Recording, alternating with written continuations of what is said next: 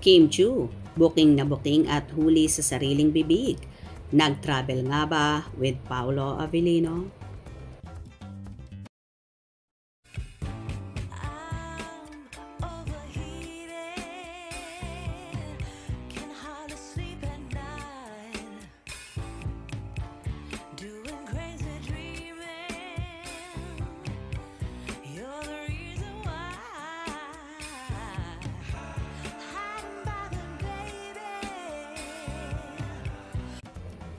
Tila, nabuking na nga ng husto ang isa sa bida ng movie na My Love Will Make You Disappear na si Kim Chiu.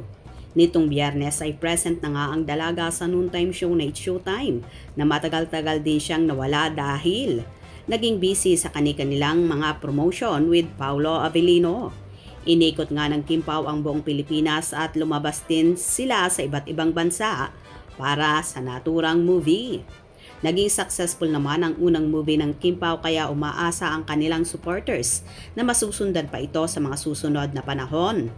Anyway, sa nabanggit ni Chinita Princess sa video sa It's Showtime, nasabi niya kasi sa travel doon mo talaga makikita yung ugali ng bawat isa. Ano kaya ang tinutukoy dito ni Chinita Princess? Posible nga ba kayang may kaugnayan ito sa napapabalitang kasintahan na niya at ka-love team na si Paolo Avellino? Kita yung totoong ugali ng bawat isa. Yes. Sa travel, dun mo talaga makikita yung totoong ugali ng bawat isa. Yes.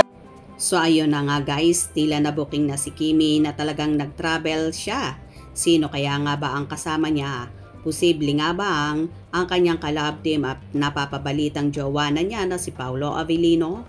Nag-celebrate kasi ng ika-37 kaarawan ang aktor noong May 13. Kaya naman hinala ng marami na magkasama nga sila ng dalaga. Sa mga nakaraang interview kasi sa dalawa na gusto raw nilang magbakasyon grande para na rin i-treat ang kanilang mga sarili sa walang humpay na pagod at puyat sa ginawa nilang promotions. Ilang araw ding walang paramdam ang dalaga at wala nga ito sa It's Showtime, kaya naman maraming Kim Pao fandom ang nag-iisip na magkasama nga ang dalawa.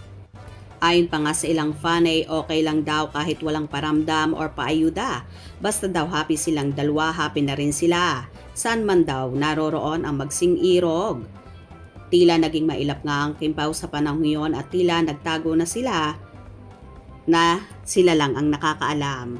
Gusto kasi ng Kim Pao lalong higit si Paolo na maging pribado ang lahat kaya ayaw pa nilang ilantad sa publiko ang real status nila na obvious naman talaga na magkasintahan na sila na kahit nga ang mga kasamahan ni Kimi ay hindi mapigilang ibuking ang dalaga. Lalong higit si Meme Vice Ganda na tanging ngiti na lang ang tugon ng aktres sa mga kasamahan. Kaya naman noong Friday nang pumasok si Kimi sa nasabing programa ay inasar siya ng todo ng kanyang mga kasamahan at sabi pa ni Chang Ami Perez, sobra daw nilang namiss ang multimedia princess. Ang tanong, saang lugar kaya nag-celebrate si Kim at Paolo? Posible kaya bang lumabas sila ng bansa? Ano sa palagay nyo? Kayo na ang bahalang magsoko. Hope you enjoyed. Please subscribe for more info.